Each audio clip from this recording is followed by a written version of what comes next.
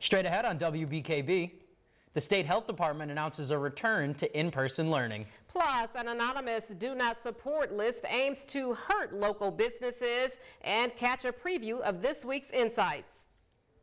You're watching Thunder Bay News Network. WBKB News at 6 starts now. This is WBKB News at 6.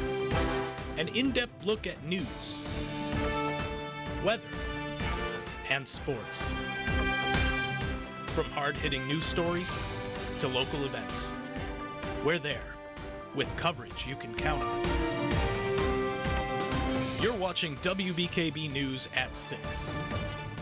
Good evening, and thank you for joining us. I'm Tyler Cruz. And I'm Sherry Stewart. The Michigan Department of Health announced today that they will allow certain indoor activities, including in-person high school learning and indoor entertainment venues. Speaking to reporters today, Governor Whitmer said indoor activities where Michiganders can remain masked will be allowed beginning Monday, December 21st. High school students can go back to school, while casinos, bowling centers, and movie theaters will be allowed to reopen under limited capacity and without food and drink concessions. Starting on Monday, December 21st, high schools will be able to return for in-person learning. Well, the kids are going back to school and some of the protocols are being lifted, but as of right now, indoor dining is still banned until January 15th. Well, sad news today out of Wayne County. Beloved Wayne County Sheriff Benny Napoleon died Thursday after a several weeks-long battle with COVID-19. Sheriff Napoleon announced he was positive for COVID-19 in mid-November. A native Detroiter, Napoleon was appointed Wayne County Sheriff in 2009 and was re-elected in 2012 and 2020. Many people, including our governor, have been moved by his passing. In a matter of 3 weeks, he went from testing positive to being hospitalized to being put on a ventilator.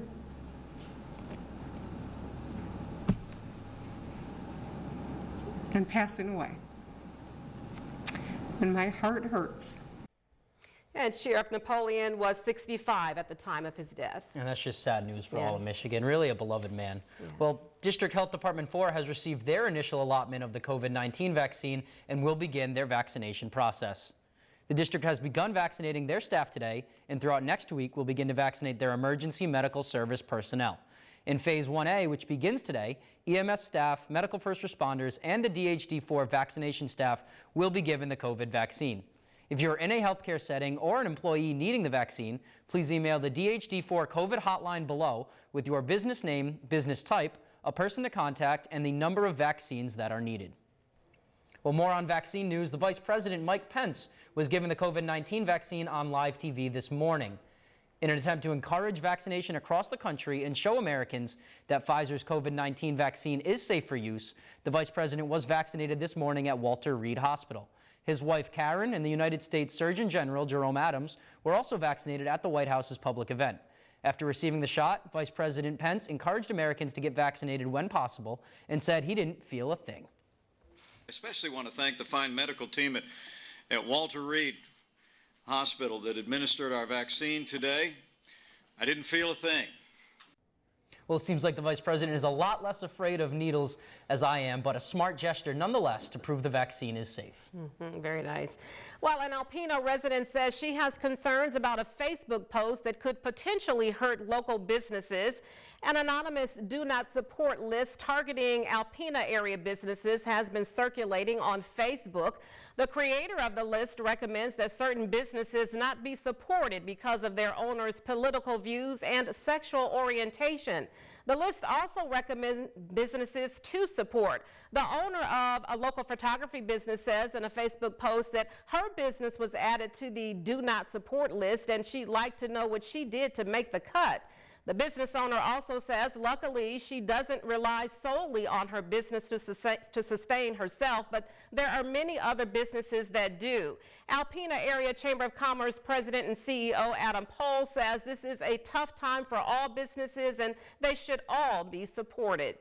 Alpena Area Chamber of Commerce goal is to support all local businesses. We want to make sure we have the best business climate. We would also urge everybody, everybody to support local businesses. Right now, there's a tough time for all businesses. Paul says whomever made the list has the right to their beliefs, but he wants the community to support all local businesses. Paul added the chamber is working to make sure the local business climate is the best it can be so that all local businesses can thrive. Well, a staff shortage at the Alpena Township Fire Department may cause the department to temporarily close its Southside station by month's end. The news comes after the Alpena Municipal Council voted last week to stop negotiations on merging the city and township fire departments. According to the fire department, there will only be 2 full-time employees, which would not be enough to man the South Station on US 23. The Township Fire Department Chief David Robbins says he wants to make sure the community is aware they will be safe in spite of the staffing issues.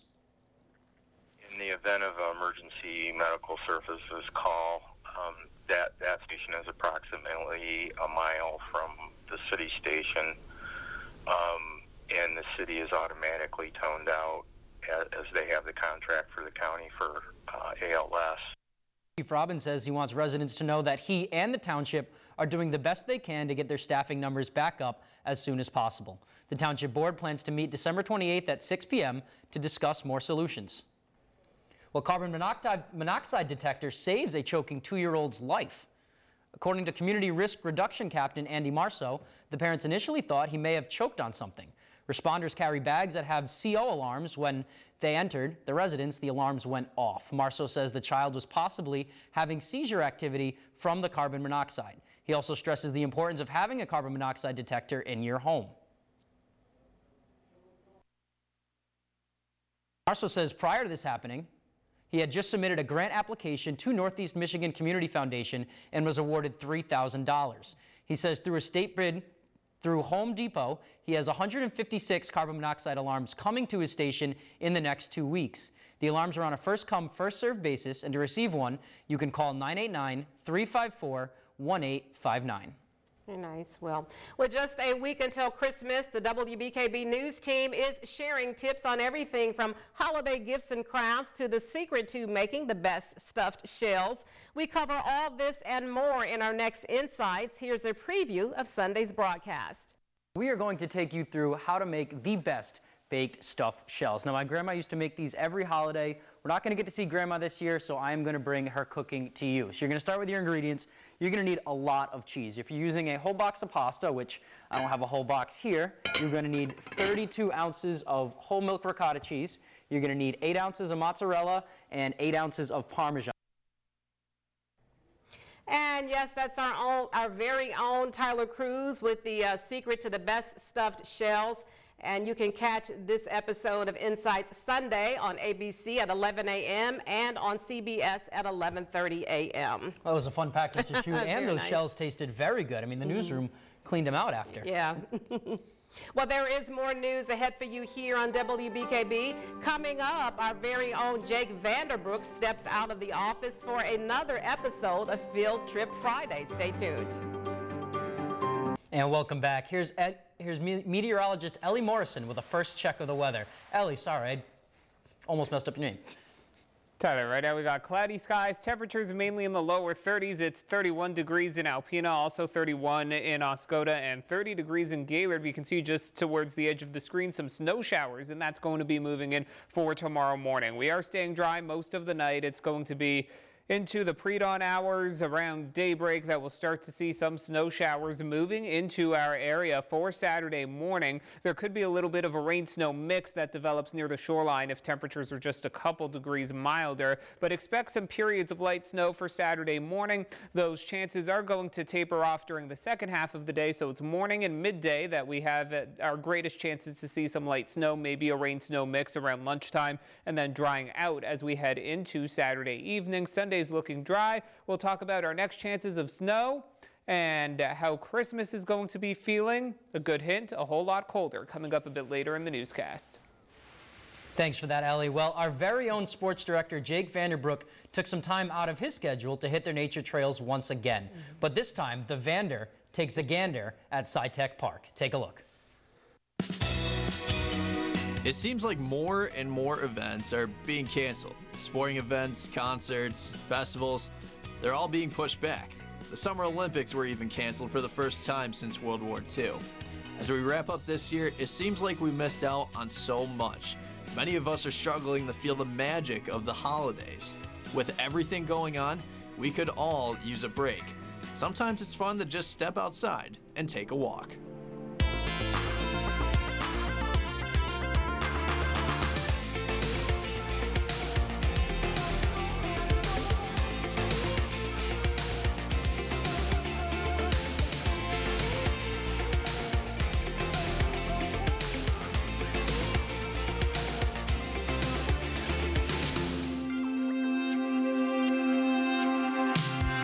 Welcome to Field Trip Friday. Lately, I know it seems like there's nothing to do around here, but what if I told you that adventure is around every corner? I'm here at SciTech Park, which is just across from the TV station. Let's check it out. Arthur E. SciTech Roadside Park is located on the Thunder Bay River next to the bridge on Bagley Street. The park is a half-acre of land dedicated to wildflowers. In the spring, the trail is painted with pastel flowers, and in the fall, the trees cover the ground in a thick layer of copper and gold leaves. There's an enclosed platform you can fish from, picnic tables, a canoe launch, and the path serves as a trailhead for Alpena's bypath.